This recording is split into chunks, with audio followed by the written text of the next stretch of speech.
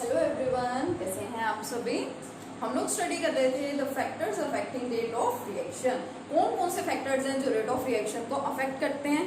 तो उसके अंदर जो हमारा एक बहुत मेन काफी इंपॉर्टेंट जो हमारा कंसेप्ट है कंसंट्रेशन का, वो मैं आपको एक्सप्लेन कर चुकी हूँ। अब दो हमारे पास मेन फैक्टर्स बड़े बड़े और रह जाते हैं। एक तो टेम्परेचर किस तरह से रेट ऑफ द रिएक्शन को अफेक्ट करता है, और एक है कि कैटालिस्ट किस तरह से रेट ऑफ द रिएक्शन को अफेक्ट करता है। तो आज हम डिस्कस करेंगे टेम्परेचर के बारे में, temperature dependence on rate of the reaction. लेकिन इसको स्टडी करने से पहले कुछ एक छोटी छोटी सी टर्म्स हैं जो आपको अच्छे से क्लियर होनी चाहिए। सबसे पहले हम उसको स्टडी करेंगे। देखिए क्या है, सबसे पहले तो मेन इंपॉर्टेंट टर्म जो आप यूज करते रहेंगे अब आगे जितना भी चैप्टर बचा है उसके अंदर, that is activation energy. Activation energy बहुत इंपॉर्टेंट टर्म है, एक नंबर के अंदर पूछे जाने वाली टर्म है। ठीक है, एक्टिवेशन एनर्जी रिप्रेजेंटेड बाय ई ए। तो देखिए एक्टिवेशन एनर्जी होती क्या है। सबसे पहले तो किसी भी रिएक्शन के बारे में क्या बताया गया कि अगर आप कोई रिएक्शन करवाना चाह रहे हैं, मान लीजिए आपके पास रिएक्टेंट्स हैं, सपोज दो रिएक्टेंट्स मैंने लिए, उन दो रिएक्टेंट्स को मुझे आपस में रिएक्ट करवाना है for the formation of product. तो क्या होना चाहिए, मैंने लास्ट लेक्चर्स में आपसे डिस्कस भी किया है कि वो रिएक्टेंट्स क्या करते हैं, एक दूसरे के साथ कोलाइड करते हैं। उन रिएक्टेंट्स में क्या होना चाहिए, कोलिजन होना चाहिए। तो अगर आप चाह रहे हैं कि जो रिएक्टेंट्स हैं आपके वो प्रोडक्ट्स में कन्वर्ट हो जाएं, तो फर्स्ट मेन कंडीशन हमारे पास क्या होती है कि उनके बीच में कोलिजन होना चाहिए। बट सेकंड पॉइंट भी है हमारे पास में, but all collisions are not effective। पहला तो ये बोला गया कि अगर रिएक्टेंट्स को आपको प्रोडक्ट्स में कन्वर्ट कराना है तो रिएक्टेंट्स के बीच में कोलिजन होना चाहिए, रिएक्टेंट्स एक दूसरे के साथ क्या करें, कोलाइड करें। लेकिन ये भी देखा गया रिएक्शंस में, जब रिएक्शंस को स्टडी किया तो ये भी पता लगाया गया कि all collisions are not effective. सारे कोलिजन्स जो हो रहे हैं रिएक्टेंट्स के बीच में वो इफेक्टिव नहीं होते। इफेक्टिव नहीं होने का मतलब ये है, इसका मतलब अच्छे से समझ लीजिएगा मैं क्या एक्सप्लेन करना चाह रही हूँ कि बहुत सारे केसेस में ऐसा देखा गया कि रिएक्टेंट्स के बीच में कोलिजन हो रहा है, लेकिन फिर भी कोलिजन होने के बाद भी उनका कन्वर्जन प्रोडक्ट में नहीं होता है। तो इस टाइप के कोलिजन्स को क्या बोला जाता है, इनइफेक्टिव कोलिजन। कि वो आपस में क्या कर रहे हैं, वो आपस में कोलाइड तो करा रहे हैं but their collision is not resulting for the formation of product। उनके कोलिजन से प्रोडक्ट की फॉर्मेशन नहीं हो रही है। तो हम या तो यूं बोल दें ये कोलिजन इनइफेक्टिव है, या फिर हम यूं बोलें ये कोलिजन इफेक्टिव नहीं है। तो अगर कोलिजन भी इफेक्टिव नहीं है तो फिर कोई और फैक्टर भी होगा जो रिएक्टेंट्स को हेल्प करता होगा प्रोडक्ट्स में कन्वर्ट करने के लिए, और वो है threshold energy. Threshold energy, minimum energy. हर एक रिएक्टेंट को अगर आप प्रोडक्ट में कन्वर्ट कराना चाह रहे हैं, मान लीजिए अब मैंने कहा कि मेरे पास ये दो रिएक्टेंट्स हैं, इन रिएक्टेंट्स को मुझे कन्वर्ट करवाना है प्रोडक्ट में, तो मेन कंडीशन क्या है, वो प्रोडक्ट के अंदर कन्वर्ट होंगे, एक तो उनमें कोलिजन होना चाहिए और दूसरा उनके पास एक मिनिमम अमाउंट ऑफ एनर्जी होनी चाहिए। 11th क्लास में आप लोग threshold frequency and threshold energy के बारे में पढ़ते हैं अच्छे से।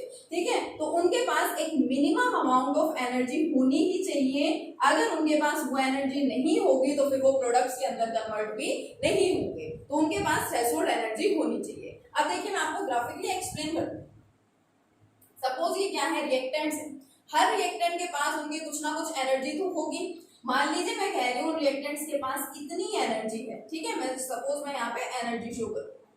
ठीक है, मान लीजिए रिएक्टेंट्स के पास इतनी एनर्जी है, तो इसको मैं लिख रही हूँ ER, यानी कि एनर्जी ऑफ रिएक्टेंट्स। और अगर मैं चाह रही हूँ कि ये रिएक्टेंट्स प्रोडक्ट में कन्वर्ट हो जाए तो मुझे इतनी एनर्जी चाहिए। ठीक है, इतनी एनर्जी होनी चाहिए इन रिएक्टेंट्स के पास अगर ये प्रोडक्ट्स में कन्वर्ट होना चाह रहे हैं तो। और जितनी एनर्जी इनके पास होनी चाहिए, कम से कम एनर्जी, वो क्या होती है, थ्रेशोल्ड एनर्जी। क्या है वो, देखिए थ्रेशोल्ड एनर्जी है।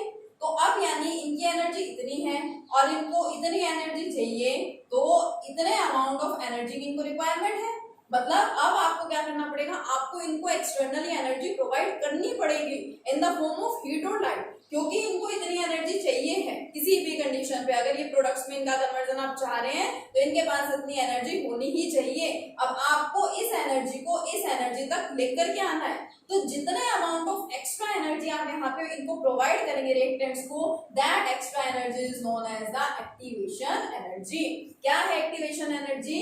कि extra amount of energy which is provided to the reactant reactants, वो एक्स्ट्रा अमाउंट ऑफ एनर्जी जो रिएक्टेंट्स को प्रोवाइड की जाती है so that their energy becomes equal to the threshold energy, ताकि उनकी एनर्जी थ्रेशोल्ड एनर्जी के इक्वल हो जाए। उस एनर्जी को क्या बोला जाता है? Activation energy. क्या है एक्टिवेशन एनर्जी? नोट डाउन कीजिए, the extra amount of energy, the extra amount of energy which is supplied or provided to the reactants, which is supplied or provided to the reactants so that their energy becomes equal to the threshold energy। क्या है? the extra amount of energy which is supplied or provided to the reactants so that their energy becomes equal to the threshold energy, क्योंकि energy जो है वो threshold energy के equal हो जाए, उस एनर्जी को क्या बोला जाएगा? Activation energy. ठीक है, तो देखिए सबसे पहले जो मेन कंसेप्ट हमें यहाँ पे स्टडी करना है वो क्या है कि अगर आप चाह रहे हैं रिएक्टेंट्स का प्रोडक्ट्स में कन्वर्जन, तो क्या होना चाहिए? रिएक्टेंट्स को आपस में कोलाइड करना है। कोलिजन भी क्या होते हैं? इनइफेक्टिव होते हैं। जरूरी नहीं है कि हर एक कोलिजन जो है वो इफेक्टिव हो, मतलब कि कोलिजन के बाद रिएक्टेंट्स को 101% प्रोडक्ट्स में कन्वर्ट होना ही है, ऐसा भी नहीं होता। दूसरी कंडीशन यहाँ पे क्या आ जाती है? फिर एक minimum amount of energy reactants के पास प्रेजेंट होनी ही चाहिए अगर वो प्रोडक्ट्स में कन्वर्ट होना चाह रहे हैं, या फिर आप चाह रहे हैं कि वो प्रोडक्ट्स में कन्वर्ट हो जाए। तो अब ये जो एक्स्ट्रा एनर्जी है जो रिएक्टेंट्स को प्रोवाइड की जाती है ताकि उनकी एनर्जी थ्रेशोल्ड एनर्जी के इक्वल हो जाए, this extra amount of energy is known as activation energy. यही एक्स्ट्रा एनर्जी क्या है? एक्टिवेशन एनर्जी है।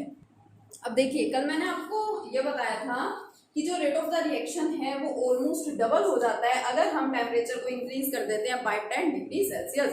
सपोज आपके पास टेम्परेचर है 27 डिग्री सेल्सियस, ठीक है, उस पर आपके पास कोई रेट कांस्टेंट की वैल्यू है, और अगर मैंने टेम्परेचर को इंक्रीज कर दिया बाय 10 डिग्री सेल्सियस, 27 था 37 हो गया, तो जो रेट है वो आपका क्या हो जाएगा? ऑलमोस्ट डबल हो जाएगा। अब ऐसा क्यों है ये भी हम ग्राफ की हेल्प से समझेंगे, लेकिन जो टेम्परेचर डिपेंडेंस है रेट ऑफ द रिएक्शन पे या रेट कांस्टेंट पे, उसको एक्सप्रेस किया जाता है एक पर्टिकुलर टर्म की हेल्प से, विच is the temperature coefficient. Temperature coefficient की हेल्प से या इस टर्म से हम उसको क्या करते हैं? रिप्रेजेंट करते हैं। क्या है आपका temperature coefficient? It is equal to the value of rate constant at T plus 10 degree Celsius divided by rate constant at capital T से रिप्रेजेंट कर देते हैं T डिग्री सेल्सियस। देखिए क्योंकि हम बात यहाँ पे कर रहे हैं कि 10 डिग्री राइज इन टेम्परेचर की बात कर रहे हैं, तो टेम्परेचर कोफिशिएंट जो है ये रेशियो है दो रेट कांस्टेंट्स का, और वो रेट कांस्टेंट की क्या क्या वैल्यूज हैं? टेम्परेचर, एक तो सिंपल जो पर्टिकुलर आपको टेम्परेचर गिवन है वो, और ऊपर क्या लिख रखा है? टेम्परेचर प्लस 10 डिग्री सेल्सियस की हमने उस टेम्परेचर को 10 डिग्री सेल्सियस क्या कर दिया? बढ़ा दिया। तो जो हमें वैल्यू मिलेगी उसको क्या बोला जाता है? टेम्परेचर कोफिशिएंट बोला जाता है। ये फैक्टर भी आपको अच्छे से ध्यान रखना है कि टेम्परेचर कोफिशिएंट होता क्या है। देखिए अब मोस्ट ऑफ द रिएक्शंस के लिए ये जो टेम्परेचर कोफिशिएंट है उसकी वैल्यू मिली बिटवीन 2 to 3। जो टेम्परेचर कोफिशिएंट होता है इसकी वैल्यू जो हमें अलग अलग एक्सपेरिमेंट्स की हेल्प से हमने फाइंड की, डिफरेंट रिएक्शंस के लिए हमने देखी, तो वैल्यू कहाँ से कहाँ तक मिलती है? 2 से 3 के बीच में इस टेम्परेचर कोफिशिएंट की वैल्यू लाई करती है या एग्जिस्ट करती है, और इस टेम्परेचर कोफिशिएंट को हम स्मॉल n से रिप्रेजेंट कर देते हैं। ठीक है, अब देखिए कि आप 10 डिग्री सेल्सियस से टेम्परेचर को बढ़ा रहे हैं तो रेट ऑलमोस्ट डबल ही क्यों हो रहा है? इसको ग्राफिकली एक्सप्लेन किया गया, ग्राफ प्लॉट किया गया फ्रैक्शंस ऑफ मॉलिक्यूल्स का एनर्जी डिस्ट्रीब्यूशन के साथ। ठीक है, क्या किया? ये जो पीक आपको यहाँ पे दिखाई दे रही है कर्व्स में, this peak represent the most probable kinetic energy. Most probable kinetic energy का मतलब होता है the energy shown by maximum number of molecules. Maximum number of molecules की जो काइनेटिक एनर्जी है उसको क्या बोला जाएगा? Most probable kinetic energy. ठीक है, तो जो पीक है it is the most probable kinetic energy. T temperature दिया कोई भी पर्टिकुलर, उसके ऊपर फ्रैक्शन ऑफ मॉलिक्यूल्स और एनर्जी के बीच में ग्राफ प्लॉट किया गया, तो ये देखिए इस टाइप का ग्राफ मिला। ठीक है, और एनर्जी कंजर्वेशन की टर्म में मैं आपको एक्सप्लेन कर चुकी हूँ कि एक पर्टिकुलर जो एनर्जी है वो रिएक्टेंट्स के पास होनी चाहिए प्रोडक्ट्स के कन्वर्जन में। तो ये देखिए जो मैंने शेडेड पोर्शन दिखाया है आपको, ये शेडेड पोर्शन में जितने मॉलिक्यूल्स कर रहे हैं, प्रोडक्ट के अंदर कन्वर्ट हो रही है रिएक्टेंट्स के। फिर मैंने क्या किया, टेम्परेचर को 10 डिग्री सेल्सियस बढ़ा दिया, जो मैंने आपको ब्लू पार्ट से दिखा रखा है, ब्लू कलर से दिखा रखा है। जब टेम्परेचर को 10 डिग्री सेल्सियस बढ़ा दिया तो इस टाइप का कर्व यहाँ पे मिला, यहाँ पे, ठीक है। और ये देखिए पूरा शेडेड पोर्शन जो है, मींस पहले T डिग्री सेल्सियस टेम्परेचर पे ये ABCD वाला पार्ट मुझे मिला, उसके बाद टेम्परेचर को जब 10 डिग्री सेल्सियस बढ़ा दिया गया तो ये शेडेड पोर्शन देखिए क्या हो गया, AB, और यहाँ तक आ गया EF, ABEF तक ये मुझे मिल गया। और फिर जब इसको देखा गया, इसको ऑब्जर्व किया गया, तो ये जो फ्रैक्शन ऑफ मोलिक्यूल्स थे, देखिए टेम्परेचर जब T डिग्री सेल्सियस था तो इतने फ्रैक्शन मान लीजिए, ठीक है, और T प्लस 10 डिग्री सेल्सियस पे ये जो फ्रैक्शन देखा गया ये ऑलमोस्ट क्या था, डबल था। इसलिए क्या देखा गया कि जो रेट ऑफ द रिएक्शन है वो भी ऑलमोस्ट डबल हो जाएगा अगर हम टेम्परेचर को 10 डिग्री सेल्सियस बढ़ा देते हैं तो। अब देखिए ये तो टेम्परेचर कोफिशिएंट की टर्म में है और एक सिंपल सा यहाँ पे ग्राफ प्लॉट कर दिया जाता है। इसके अलावा हमारे पास टेम्परेचर डिपेंडेंस के केस में एक बहुत ज्यादा इंपॉर्टेंट इक्वेशन है which is known as the Arrhenius equation, और इस अर्हीनियस इक्वेशन का आपके पास डेरिवेशन भी होता है और उसी से रिलेटेड हमारे पास यहाँ पे न्यूमेरिकल्स होते हैं। और बोर्ड एग्जाम्स में एक न्यूमेरिकल इस टॉपिक से, अर्हीनियस इक्वेशन से हमेशा पूछा जाता है, तो काफी इंपॉर्टेंट टॉपिक है आपका। आइए अब हम उसी इक्वेशन को डिस्कस करेंगे which is the Arrhenius equation. चलिए देखते हैं Arrhenius equation which is our most important equation, ठीक है। क्या है ये Arrhenius equation? Arrhenius equation gives the relationship between the rate constant and the temperature. Rate constant और टेम्परेचर के बीच में एक रिलेशनशिप देती है ये इक्वेशन। क्या है ये equation? K is equal to A e की power minus EA upon RT। अब देखिए है क्या क्या, K का मतलब क्या होता है, K is the rate constant. K क्या है आपके पास? रेट कांस्टेंट है। A का मतलब क्या है? A एक फैक्टर है, कांस्टेंट है। यहाँ पे अर्हीनियस इक्वेशन में इस कांस्टेंट का यूज हो रहा है तो इसको अर्हीनियस फैक्टर भी बोल देते हैं, अर्हीनियस फैक्टर, या इसी का नाम है फ्रीक्वेंसी फैक्टर। कांस्टेंट वैल्यू आपको इसकी हमेशा मिलती है, फ्रीक्वेंसी फैक्टर, या इसी को बोल देते हैं pre exponential factor. Pre exponential factor, ये जो आपकी एक्सपोनेंशियल टर्म है इसके पहले इसको दे रखा है तो इसको क्या बोलते हैं? Pre exponential factor. ए के तीनों नाम है, अर्हीनियस फैक्टर, फ्रीक्वेंसी फैक्टर और pre exponential factor, having a fixed value और अ कांस्टेंट वैल्यू। E की पावर माइनस EA, EA क्या है मैंने आपको भी बताया था, it is the activation energy. क्या होती है ये? एक्टिवेशन एनर्जी होती है। R का मतलब क्या होता है ये आप अच्छे से जानते हैं, R is the gas constant, T is the temperature. अब देखिए गैस कांस्टेंट की भी आपको पता है अलग अलग वैल्यूज हैं, लेकिन डिपेंड करता है कि यहाँ पे कौन सी टर्म्स का यूज किया गया है। तो क्योंकि यहाँ पे एनर्जी है तो आपको एनर्जी वाली ही वैल्यू लेनी है। क्या वैल्यू लेंगे यहाँ? R की 8.314 जूल पर केल्विन पर मोल, ठीक है, यही वाली वैल्यूज आपको यहाँ पे लेनी है। तो ये अर्हीनियस इक्वेशन है, K is equal to A e की power minus EA upon RT, where K represents the rate constant, A represents the frequency factor, Arrhenius factor और the pre exponential factor, EA represents the activation energy, R represents the gas constant and T represents the temperature। आइए अब देखते हैं इसको solve कैसे किया गया। अब क्या करते हैं, यहाँ पे दोनों साइड्स क्या कर लिया गया? लोग ले लिया गया, लोग नेचुरल ले लेते हैं, टेकिंग लोग नेचुरल बोथ साइड्स। अब लोग नेचुरल का मतलब जो ln है इसका मतलब क्या होता है? लोग विद बेस e भी होता है इसका मतलब, ठीक है, ये आपको बता रखा है पहले। तो लोग नेचुरल ले लिया दोनों side, ln k is equal to ln a, ठीक है। अब ln a और इसके साथ आप लेंगे तो मैं आपको कह रही हूँ कि ये लोग नेचुरल का मतलब है लोग विद बेस e, और साथ में है e की power minus EA upon RT। तो ये जो टर्म्स हैं ये आपस में कैंसिल आउट हो जाती हैं। तो क्या बचता है यहाँ पे? जो सिर्फ ऊपर प्रेजेंट होता है वही बचता है, यानी माइनस EA अपॉन RT, ठीक है। मेथड है ये इसको सोल्व करने का कि लोग नेचुरल जब आप इंट्रोड्यूस करा रहे हैं तो जो e होता है एक्सपोनेंशियल टर्म का, एक्सपोनेंशियल फैक्टर का, ये e यहाँ से हट जाता है और इसके ऊपर जो प्रेजेंट है वही यहाँ पे रह जाता है। तो ये आपके पास एक पर्टिकुलर इक्वेशन मिल गई।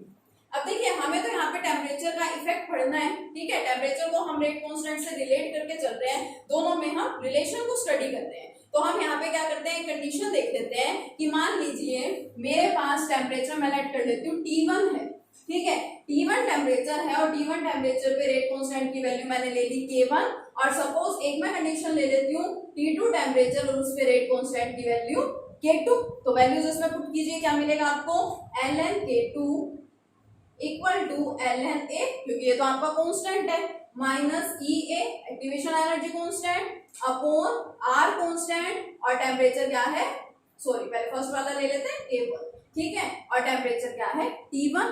दूसरी वैल्यूज पुट करेंगे तो ln K2 is equal to ln A minus EA upon R T2, आपकी फर्स्ट इक्वेशन या आपकी सेकंड इक्वेशन। क्या करते हैं, सेकंड में से फर्स्ट को सब्ट्रैक्ट कर देते हैं, ठीक है, इन दोनों को रिलेट करने के लिए 2 माइनस 1, ठीक है, सेकंड में से फर्स्ट वाली को मैं क्या कर रही हूँ यहाँ पे सब्ट्रैक्ट कर रही हूँ, तो क्या मिलेगा, देखिए ln K2 minus ln K1, left side में लेफ्ट साइड सब्ट्रैक्ट कर दी, equal to ln A minus EA upon R T2 minus ऊपर वाला क्या है ln A minus EA upon R T1, ठीक है, तो ये आपने पढ़ रखा है log A minus log B is equal to log A by B, ठीक है, log A by B equal to, अब इसको एक्सपेंड कर दीजिए, खोल दीजिए सबको, ln A minus EA upon R T2 minus plus minus ln A and minus minus plus EA upon R T2, ln A से ln A क्या हो गया, कैंसिल हो गया, तो क्या बचा, देखिए ln K2 upon K1 equal to, इन दोनों टर्म्स को देखिए, मैं पॉजिटिव वाले को पहले लिख रही हूँ, देखिए यहाँ पे क्या हो गया, ln A minus E upon R T2 था, इसमें से इसको सब्ट्रैक्ट कर रही हूँ ln A minus E upon R T1, ठीक है, तो ln A minus E upon R T2 minus plus minus और A यहाँ पे T1 था, ठीक है, तो EA upon R T1 minus EA upon R T2 लिखते हैं यहाँ पे। अब देखिए क्या आपको इन दोनों टर्म्स में EA अपॉन R कॉमन नहीं मिल रहा, कॉमन ही है दोनों टर्म्स में, तो देखिए क्या हो जाएगा, ये ln K2 upon K1 equal to EA upon R 1 upon T1 minus 1 upon T2, और इसको आप और सिंप्लीफाई करना चाहे तो क्या हो जाएगा, ln K2 upon K1 equal to EA upon R T1 T2 और ये T2 माइनस T1, ठीक है। एक छोटा सा चेंज आप इसमें और भी कर सकते हैं, क्या कर सकते हैं, लोग नेचुरल को अगर मैं लोग में कन्वर्ट करना चाह रही हूँ, देखिए मैं यहाँ लिख रही हूँ, अच्छे से देख लीजिएगा, इसको अगर मैं लोग में कन्वर्ट करूंगी तो क्या करूंगी, 2.303 से मल्टीप्लाई करूंगी, देखिए 2.303 log K2 upon K1 equal to EA upon R T2 minus T1 upon T1 T2, यही मिलेगा, ठीक है, और which may also be written as log K2 upon K1 equal to, ये कांस्टेंट टर्म आ जाएगी, इसके अपॉन में EA upon 2.303 R T2 minus T1 upon T1 T2, it is our most important equation, जिस इक्वेशन के ऊपर आपसे numericals पूछे जाते हैं एग्जाम, ठीक है, तो इनमें से आपको कोई भी टर्म्स, सारी टर्म्स आपको गिवन होंगी, कोई भी एक टर्म आपके पास अननोन होगी तो वो एक टर्म आपको क्या करनी पड़ेगी, फाइंड आउट करनी पड़ेगी। तो आर्हीनियस इक्वेशन काफी इंपॉर्टेंट इक्वेशन है, इसका डेरिवेशन बहुत इंपॉर्टेंट है, और इस इक्वेशन से रिलेटेड आपसे न्यूमेरिकल्स भी पूछे जाते हैं, तो इस इक्वेशन का आपको डेरिवेशन और ये कंसेप्ट कंप्लीटली अच्छे से क्लियर होना चाहिए, ठीक है। अब नेक्स्ट वीडियो में इसी से रिलेटेड हम यहाँ पे इन इक्वेशंस के लिए ग्राफ भी प्लॉट कर सकते हैं, तो नेक्स्ट वीडियो में हम वो ग्राफ प्लॉट करेंगे और इस इक्वेशन से रिलेटेड न्यूमेरिकल्स को सोल्व करेंगे। Thank you.